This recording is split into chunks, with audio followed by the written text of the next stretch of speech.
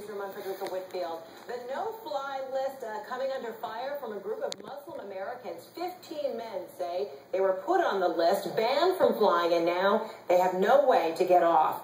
A federal appeals court is now considering their case. CNN's Jason Carroll joins us live now from New York. So, Jason, 4 of these men are U.S. vets. Tell us what happens when you end up on a no-fly list like they did. Well, according to these plaintiffs, Frederica, it's a very uncomfortable situation. Imagine arriving at the airport. You've never done anything wrong.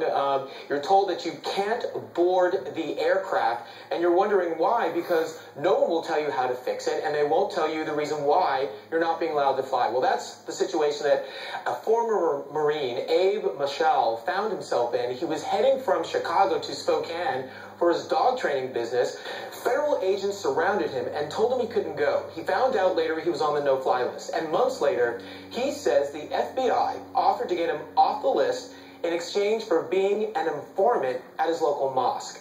He declined that offer. He's now one of 15 people who, along with the ACLU, are suing the government over the no-fly list. A lower court threw out the case, but an appeals court heard the arguments yesterday in Portland, Oregon. Now, Mashal says that being on the list has really hurt him, it has hurt his family, and for Rika, he also says it has hurt his business. It's a lot of power for them to disrupt somebody's life, and, you know, in all actuality, this country's for the people, by the people, so the government should be fearing the citizens shouldn't be fearing the government.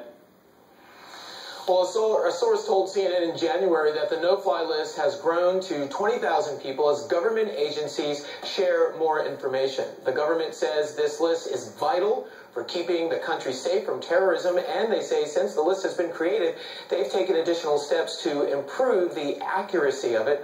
A court spokesman says a decision will be forthcoming, but Frederica could not say when, and in the meantime, these 15 plaintiffs cannot get on airplanes. So you can imagine how frustrating it is for them and their families. Yeah, and how long might that take? And once you are on the list, how long does it take to get off that list?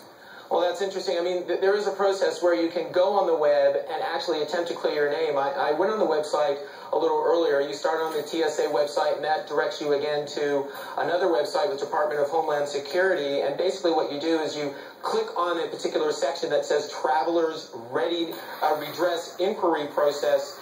And then what you do is you submit your complaint, you're given a number, and then there's actually a checklist that you look at, Frederica, that will actually list a couple of things there. For example, you see them there. I was denied boarding. I am unable to print my boarding pass. The list sort of goes on and on. You click on whatever applies to you, and then you submit your redress. But the problem with that is there's no indication of how long it will take. There's no indication then of what happens if you remain on the list, what you can do to still get off the list. Oh, boy, it's a nightmare nonetheless, I'm sure. All right, thanks so much, Jason Carroll in New York.